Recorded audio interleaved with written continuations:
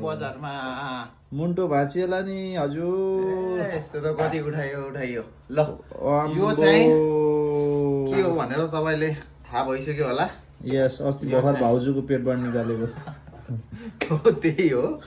अब यो चाहिँ यसलाई चाहिँ अब यस ट्याक काटिदिन्छु म। यस अनि यसलाई चाहिँ हामीले अब बोइल गरेर खाने हो। एकदमै हेल्थको लागि पनि राम्रो।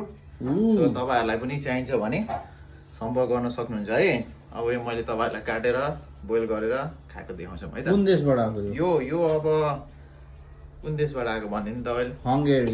हङ्गेरीबाट आएको। ओके, काटौँ ल है त। चद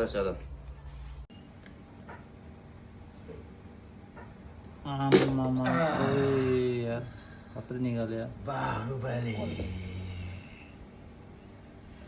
ल है पर्सि त त्यो राम्रो रहेछ।